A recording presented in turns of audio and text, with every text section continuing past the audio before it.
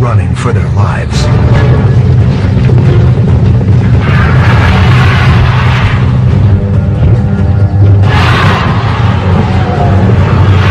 But while they may have been one of T-Rex's favorite meals, they were also one of the most successful dinosaurs of the time. More hadrosaur fossils have been found poking out of the earth than most any other dinosaur.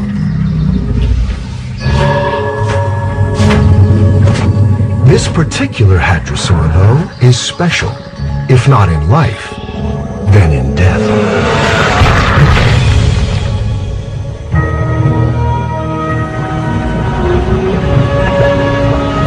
Rather than just fossilized bones and teeth, its skin, tissues, and maybe even organs somehow survived across the eons.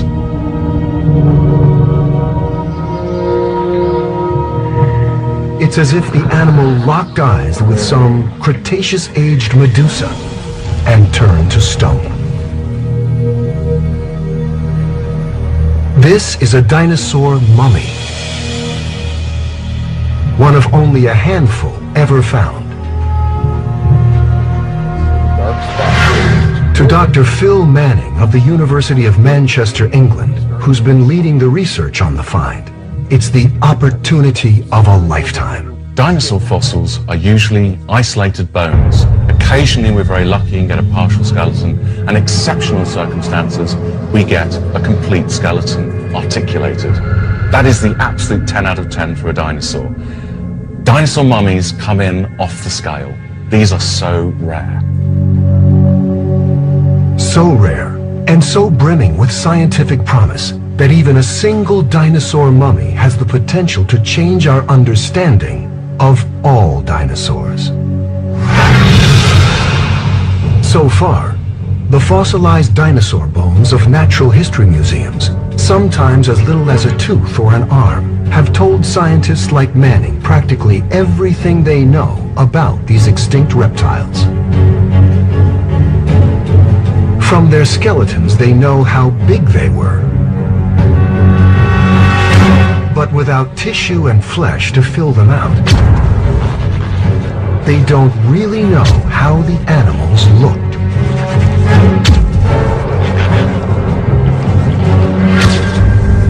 From the size and shape of a dinosaur's leg bones, scientists have estimated how these animals moved.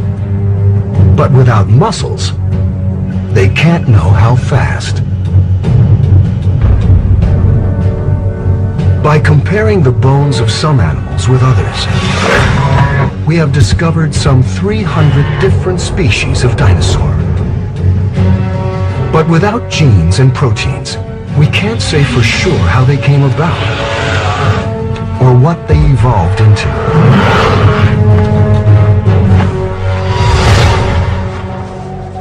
A dinosaur mummy, with its tissues frozen in time, will give researchers the chance to investigate, as never before, the real inner workings of these ancient animals, opening a rare window on how they lived.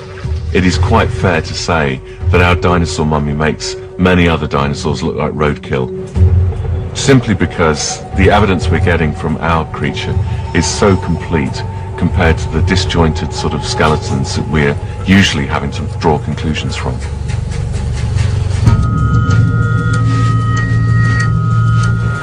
With fossilized skin samples, measures of muscle mass, and perhaps even genetic material, our well-preserved dinosaur mummy has kicked off an investigation befitting King Tut, including the largest high-resolution CT scan ever attempted.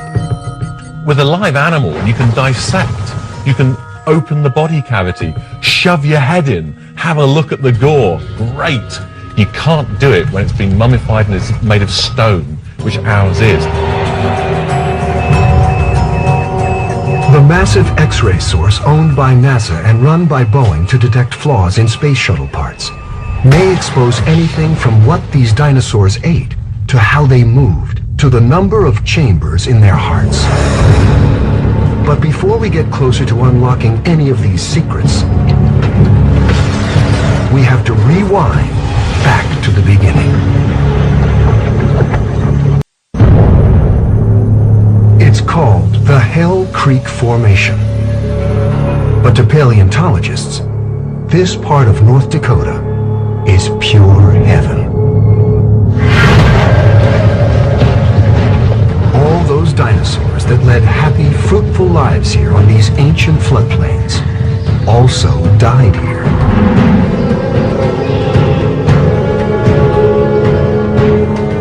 Making Hell Creek a hotbed for fossils. Our dinosaur mummy's 67 million year slumber comes to an end one summer day in 1999, when high school sophomore Tyler Leeson is out on one of his routine prospecting runs. Leeson has walked just about every inch of this land.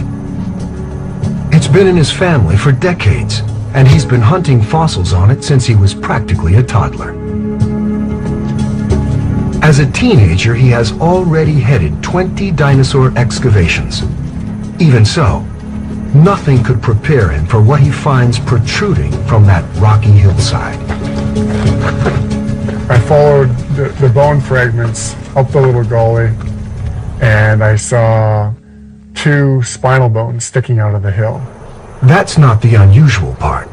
Well-preserved dinosaur bones are scattered all over Hell Creek. These were different.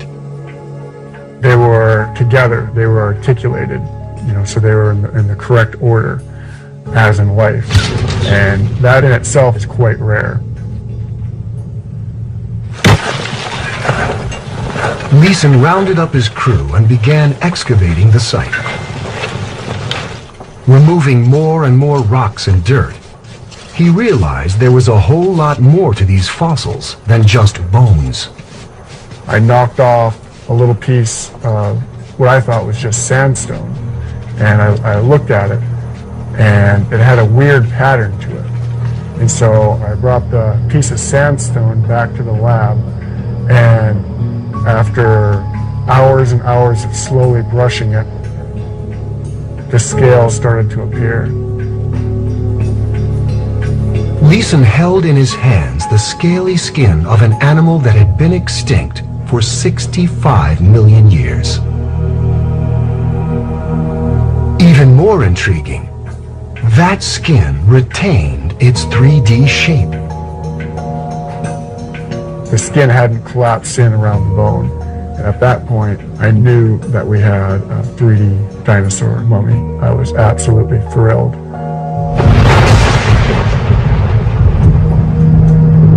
To a paleontologist, nothing could have been more exciting. But to be clear, dinosaur mummies aren't anything like the dried-up human ones we find in Egypt or the Andes. There were no embalmers running around in the late Cretaceous. Our mummy, now dubbed Dakota after its home turf, is a fossil like other dinosaurs. But unlike reconstructed museum skeletons, what's extraordinary is that Dakota seems to have fossilized with most of its skin and organs intact. Dinosaur mummies form much the way all fossils do. Typically, when the biological machinery of an animal shuts down, if scavengers and the elements don't get to it first, microorganisms feast on the remains. It doesn't sit there just being kind, it stinks. It starts degrading, breaking down. It's a fetid mass of rotting flesh. Horrible stuff. It could take weeks, months, or years, depending on the animal and the environment. But the microbes will eventually disintegrate the body, bones and all. Ashes to ashes, dust to dust.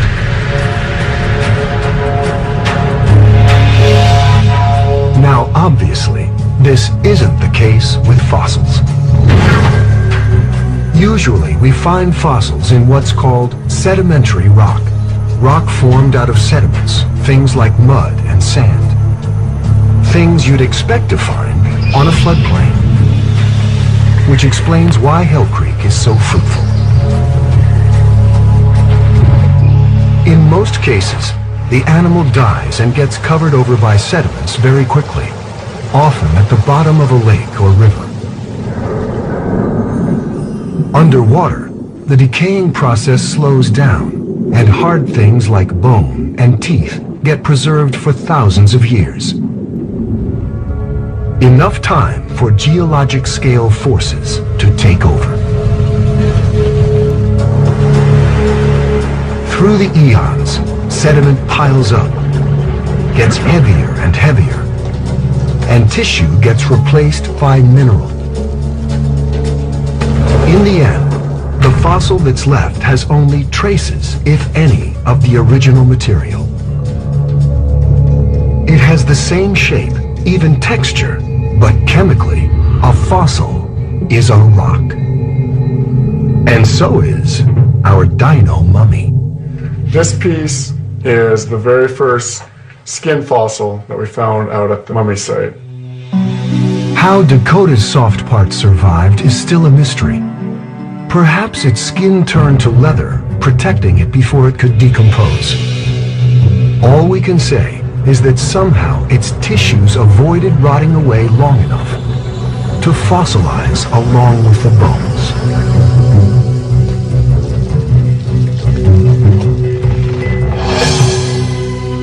It's a process that doesn't happen very often. One of the first dino mummies unearthed was in Wyoming in 1908 by famed fossil hunter Charles Sternberg. It also happened to be a hadrosaur. The skin was preserved, but was lying almost directly on the bones. The internal organs had dried up or rotted away. A handful of mummies have been found since, but so far the scientists believe Dakota seems to be one of the most complete.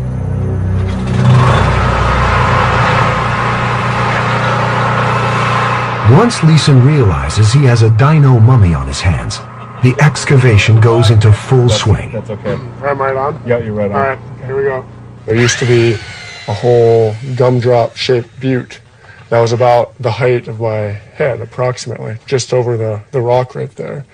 And so then we dug down to the sandstone that encased the animal, and then we dug down around the entire thing, and now we're digging underneath of it.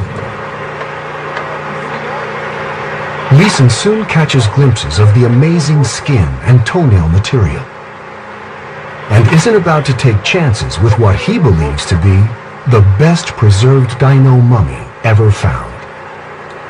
A fellow student connects him with Phil Manning, who's been working with well-preserved fossils for some 20 years. Who needs the channel tunnel? We could do it. When you first lay eyes upon such a remarkable specimen, you are absolutely gobsmacked. How can you not be excited? It's an incredible find. All right. Which side do you want to... Manning quickly assembles a research team and wastes no time scouring the dig site for clues to Dakota's past. How did it live? How did it die? And how did it get preserved? They begin by painting a picture of the world it lived in with a high-tech mapping technique called LiDAR. By bouncing laser beams across the terrain, LiDAR generates high-resolution 3D maps of the area as it is now and as it once was. Okay, how many base stations are we up to now? So now in total we've done 12. That's a lot of data. It is a lot of data. It's going to keep us very busy. Manchester's Dr. Dave Hodgetts can then overlay the new data onto existing relief maps of North Dakota. When you have the data in 3D in virtual reality like this, we can see exactly what's unique about where the dinosaur is found. And that may give us some insights into why the preservation is so good. Whereas most of us see just a bunch of rock and sand, LiDAR reveals much more. By peering into the sediment and mapping out different layers, different parcels of time, it gives us glimpses of Hell Creek's past. Its ancient geological events, like floods, droughts, volcanic eruptions, and where Dakota fits in. You start building up this picture. It's not just a rock anymore. It is a snapshot in time. It is a place which, if you can close your eyes, you can go back to now and reconstruct it. So far, what LiDAR has been able to reconstruct is the lush environment Dakota lived in. 65 million years ago, the planet Earth was a very different place. If you're out there in space looking down, you wouldn't recognize our planet. There was a huge inland sea taking up vast areas in the Midwest of North America. The sea and the rivers that fed into it made Hell Creek prime real estate in the late Cretaceous, allowing all sorts of large animals, including our hadrosaur, to thrive.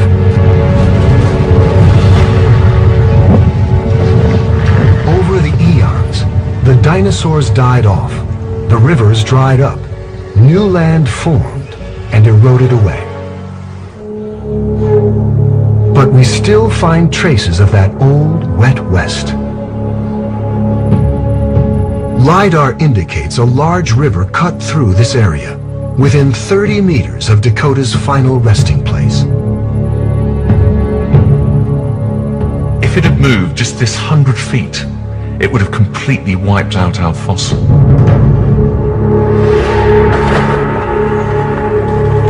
With these macro details of Dakota's watery world in hand, the scientists can now begin to make sense of the micro, the actual river sediments that make our dinosaur mummy up. Sedimentologist Dr. Joe McQuaker believes Dakota didn't just spend time near water, but under it. Otherwise, microorganisms would have completely devoured the remains. That can't have been the case here. We know here that the dinosaur has been replaced by the mineral iron carbonate. Iron carbonate, it turns out, comes from microorganisms too, but from bacteria that live in environments devoid of oxygen, like at the bottom of a river. These bacteria also feast on dead animal, but in much more minute quantities than their air-breathing counterparts. They'd produce the iron carbonate as a byproduct, and over time that mineral would get compressed back into the animal's remains. That's how you preserve this dinosaur. The sediment findings, together with the LiDAR data, establish in remarkable detail the environment the animal died in and what may have happened to it shortly after death. Results that could explain Dakota's remarkable journey and pave the way for bigger and better dino mummies. With the first batch of experiments complete, we now know that Dakota likely died in or near a body of water, submerged quickly enough to escape scavengers and the nastiest of microbes, and was covered over and compressed by a continuous supply of sediment. It's probably a very rare event, but by understanding that event, keying into the position in the environmental conditions which would have created such a creature, if we can nail that down, this could be a key to unlocking a box full of dinosaur mummies. Perhaps one day, thanks to findings like these, scientists will find more dino mummies than they know what to do with. In the meantime, this team anxiously excavates the only one they have. Everything, from how this dinosaur looked to how it moved and evolved, may be hiding in this rock.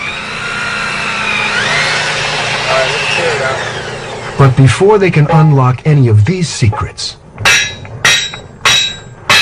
they have to pry their mummy from the ground, wrap it up, and ship it off to their research lab. Okay. A lot of stuff here. Yeah, we've seen glimpses of the entire animal all the way through this block. I mean, right now it looks like a big blob, but we know there's an entire dinosaur encased in the big white blob. About 4.5 tons worth of dinosaur, in fact. A 1-ton block that encases just the animal's tail, along with the 3.5-ton body block. Touchdown. With both of them packed and ready to go, Dakota the Hadrosaur is on the move for the first time in 67 million years. It doesn't go very far, just south of the border to the Black Hills Institute in Hill City, South Dakota. Now, the scientists finally get to peel back the outer layers and look inside.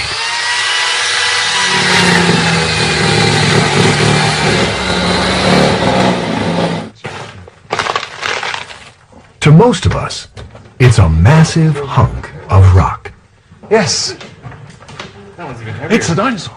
To Manning and colleague Pete Larson, it may as well be a hunk of gold. I think we may be starting into finding the head, and this has got some skin on it, you can see. Skin and head. Yes, maybe. If this is the head, and that's a keratinous sheath again, there's only one place it can come from. And that's the beak. Exactly. So you're literally holding the nose of a dinosaur here. And that would be a first. The scientists are excited but cautious at this point. The keratinous sheath they've discovered may also be part of a foot. So we just have to keep working and see what we've got. But we should, if it is, we'd see an eye over here, beautiful cheek right there. This is when the X-ray vision comes in helpful. We need to know what's inside here. Right. I think a CT scan would help us hugely with this specimen. With the CT scan still months ahead, the scientists continue to chisel away the answers the old-fashioned way.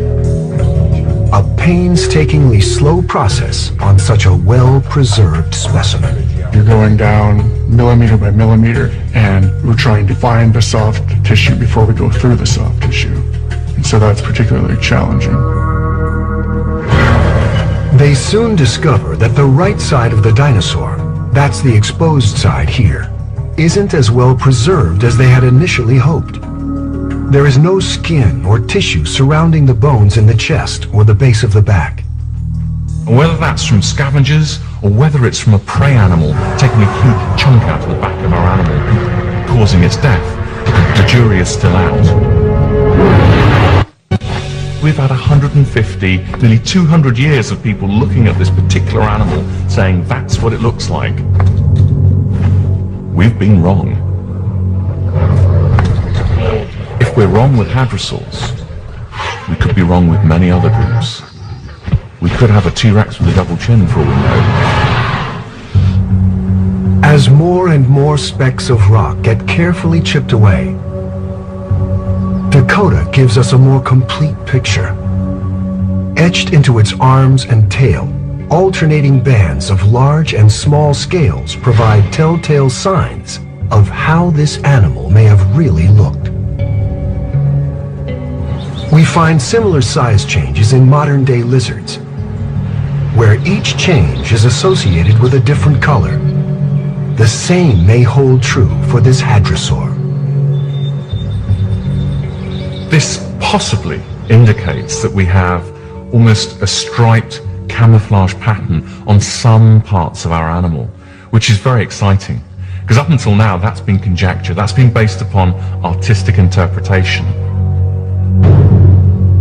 The scales still don't tell us what color Dakota was.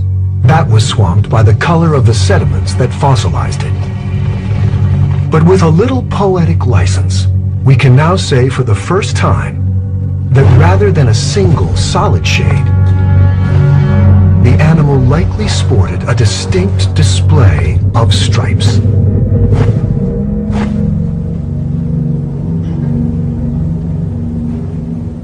A few more months of chipping reveals a discovery straight out of Hollywood. Delicate little hand. what's happening to the sediment around it? It's a completely different color to the surrounding sediments. Yeah, look at this. It turns out Dakota wasn't alone in this rocky grave throughout the eons. So here's this very strange hand. That is wicked. This is the hand. You can It appears an ancient crocodile crawled or drifted into the dinosaur and fossilized right alongside it.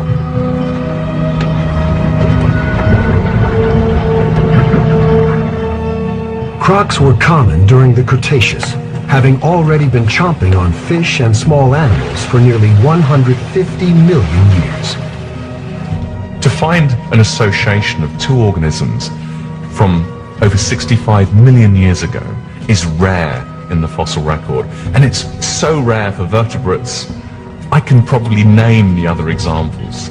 So this is a really important find. So, do you think there's any more of this beast stuck underneath the mummy? I don't know.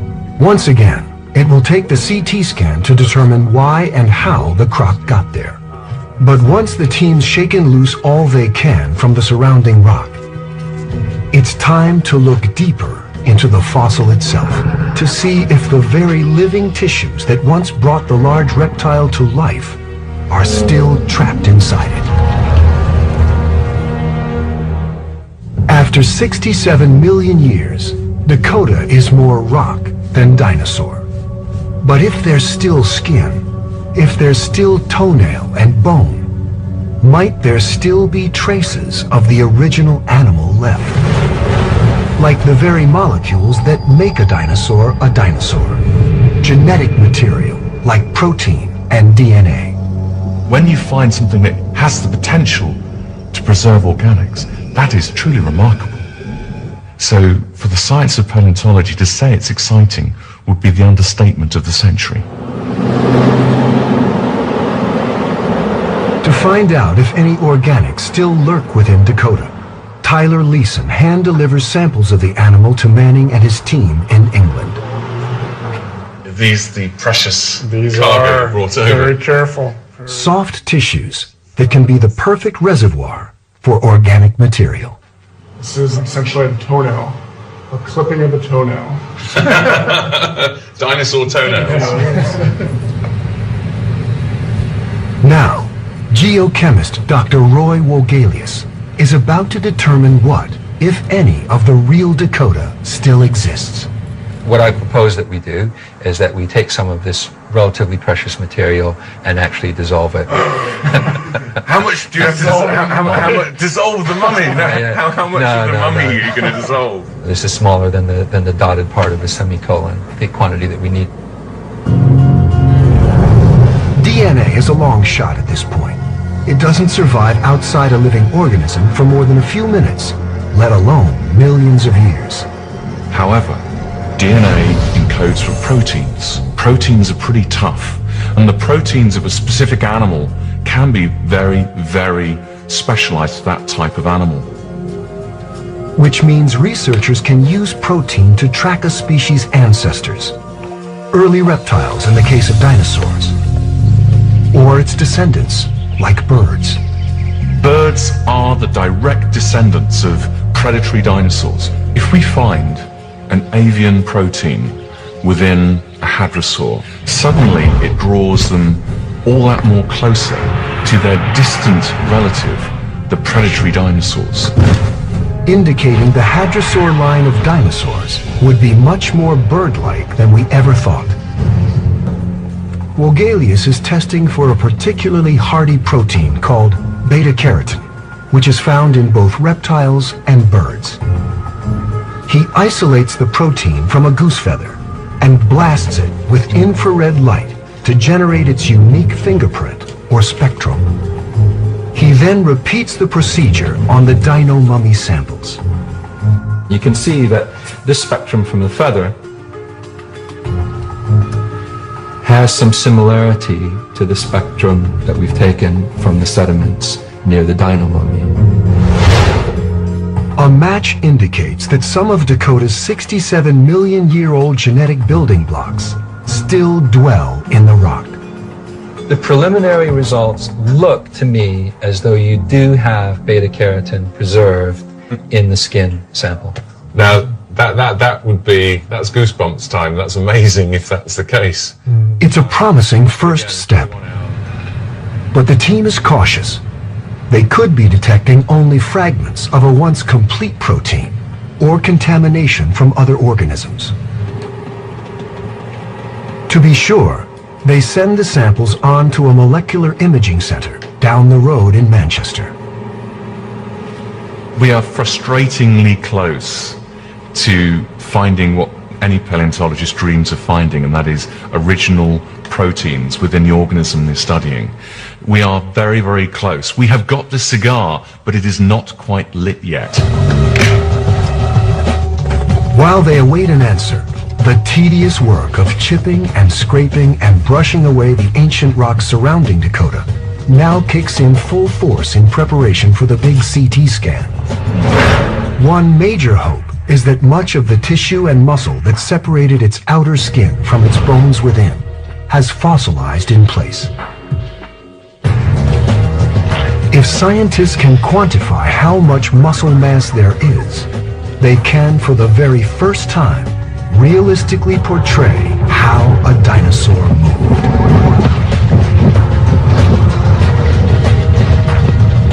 Dinosaurs did not move like birds. Dinosaurs did not move like humans. They moved like dinosaurs. And this will be the first opportunity to show how dinosaurs moved. So, the University of Manchester's Dr. Bill Sellers is a locomotion biologist.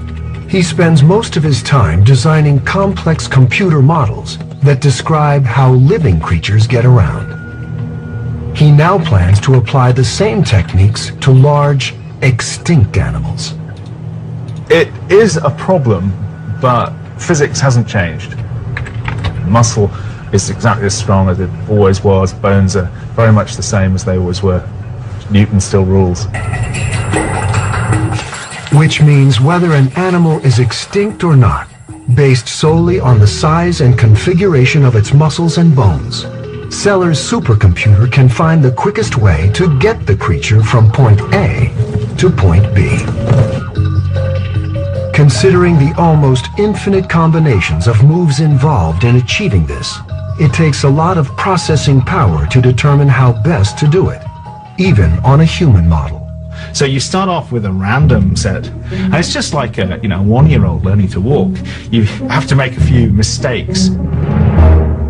100,000 mistakes, in fact, just to get us to learn to take a half a step and fall over. Even that, though, is a step forward. And if we start from there now, then we're that little bit closer to our goal. And what we find is if we repeat this, and this has been repeated 762,000 times, and we get something like this.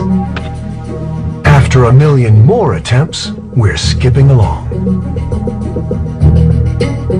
But eventually the computer takes on a runner's stance and peaks at nearly 29 kilometers per hour. About as fast as a pro football player. An accurate representation of what we can do. The same can be said for other animals. Ostriches, today's fastest bipeds, at 72 kilometers per hour. Emus, at 48.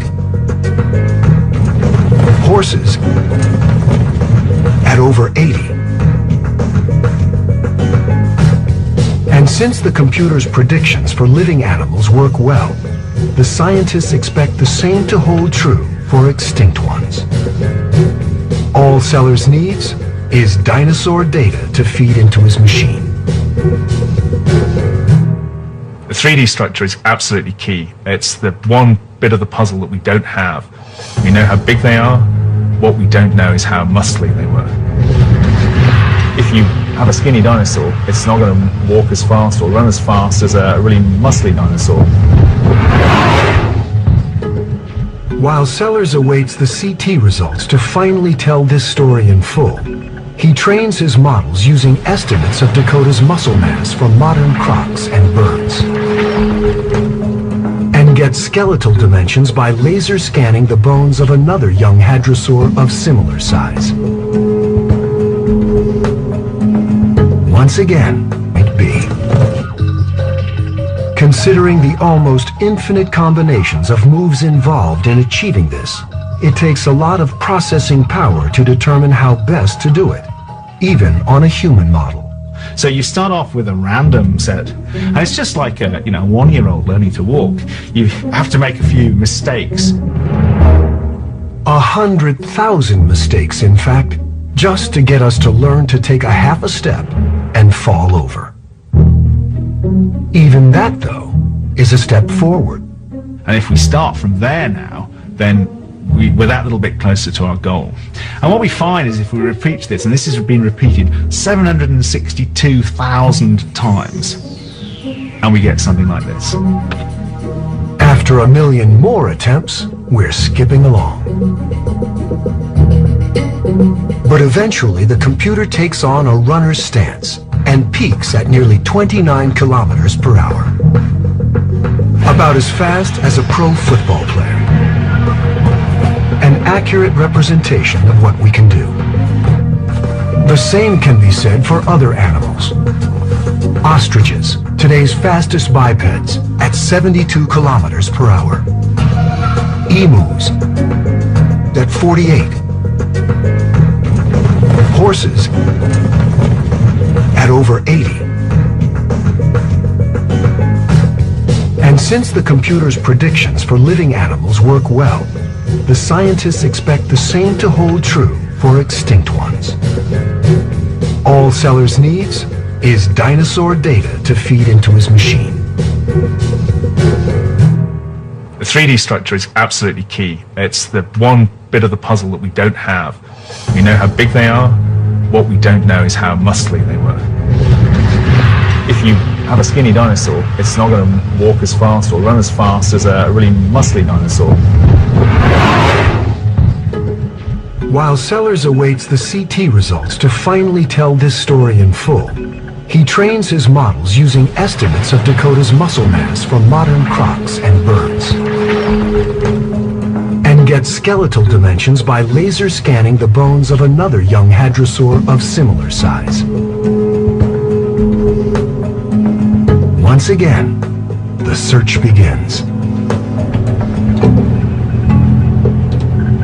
There it starts. It puts its legs in a fairly random sort of position, and bingo, it just falls flat on its face. 100,000 cycles later. It's a little bit better, but as you can see, it's going to do a single step, and then it all goes horribly wrong again.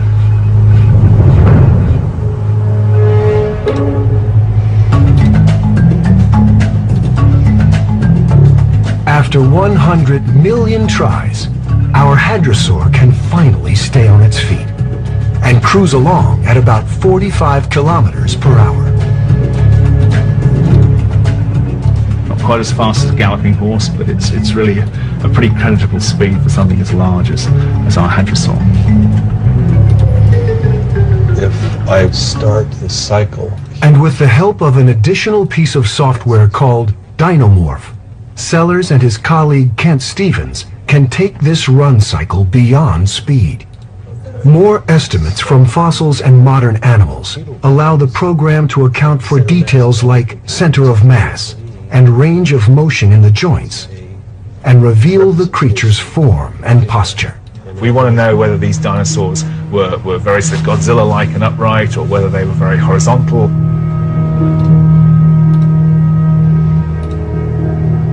The team has already approximated how Cretaceous creatures like T-Rex and Triceratops moved, based on their skeletons alone.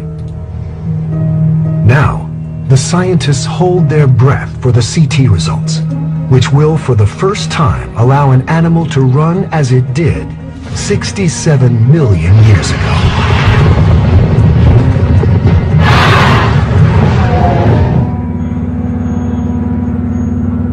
Before our dinosaur mummy can take a single step, all 4.5 tons worth of it sets off on a 2,000-kilometer journey to the enormous CT scanner just north of Los Angeles. It arrives at the Boeing facility on schedule and intact. But for senior engineer Jeff Anders and the CT scanning team, the challenges are just beginning. This is by far the biggest and the heaviest piece that's ever been scanned. It's going to be a challenge. This site has seen a fair share of its own challenges. The Saturn V rocket engines that launched the Apollo astronauts to the moon were tested and built here, as were lasers for the Star Wars missile defense system. Anders himself has averted disaster here by spotting hairline fractures in space shuttle parts. The challenge before the crew today: fitting Dakota onto the scanner. Unlike a CT scan at a hospital where X-rays spin around a patient, in the world's largest CT scanners, which have to accommodate objects of all different sizes and shapes, the patient spins. That's tipping. That's tipping at this end. It's tipping. It's not resting on this runner at all. Dakota is the largest patient this machine has ever examined. And right now, it's too large. Well, what are we thinking about? We have to move it over a little bit. The whole thing over? Well, we got 17 inches hanging off the other side. Yeah. What's worse, even if the team does manage to squeeze it on, Anders isn't convinced his 6 million electron volt X-ray source is powerful enough to penetrate and image the 3.5-ton body block. So we're talking 4 to 6 hour scans to pull any detail out of this. While the scientists work out the kinks on the large hunk of rock, it's the moment of truth for the much, much smaller ones back in Manchester, those dino toenail clippings. Scientists at the Wolfson Molecular Imaging Center have spent 2 months trying to purify, isolate, and identify the protein beta-carotene from the samples. These two peaks are lots of peptides in here.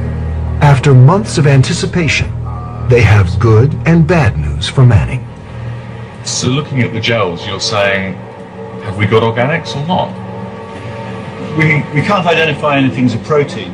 Unfortunately, the mummy samples are too degraded to identify beta-carotene. The protein appears to have broken into tiny fragments that, for now at least, the scientists can't recognize. Even fragments, though, offer some promise to Manning. This is the first ever skin envelope organics that have been recovered from an animal which is, what, 67 million years old. I think that's pretty remarkable. Grand plans to redraw the dinosaur family tree will have to wait until the team can find intact proteins to analyze. But the scientists are not giving up hope. We've looked at 3 small grains from a 10,000-pound specimen. The story isn't finished here. Never give up when you're looking for something as elusive as a protein molecule in a dinosaur which is over 65 million years old. Manning's stiff upper lip comes in handy back in California. I don't know. After days of hair-pulling, nail-biting, gut-wrenching engineering, the crew squeezes Dakota's massive body onto the CT scanner. Come on. Come on. Come on. This was measured for this, wasn't it? Now, the concrete door shuts. The X-rays stream. And the mummy finally spins. As it turns, the CT scanner takes millimeter-thin X-rays of the dinosaur from every angle, moving vertically up the block after each rotation. The slices are then stacked together, like a digital deck of cards, offering a 3-dimensional cross-section of the patient. That's if the X-rays get through. Nothing this big has ever been scanned before. After the longest hour of Manning's career, the first slice comes in. There's not enough X-rays going through it. It's just really dense. The grainy black screen indicates even the 6 million electron volts emitted by the giant X-ray aren't penetrating the dense rock encasing our mummy. This is just amazing. I've never seen anything this dense. There is something in it. As the team tries blasting through the rock with more and more X-rays, what was initially meant to take a few days stretches to weeks and months, time afforded thanks to Boeing's goodwill. While they haven't given up hope, after 4 months, many of Dakota's secrets, its gender, its internal organs, its skull,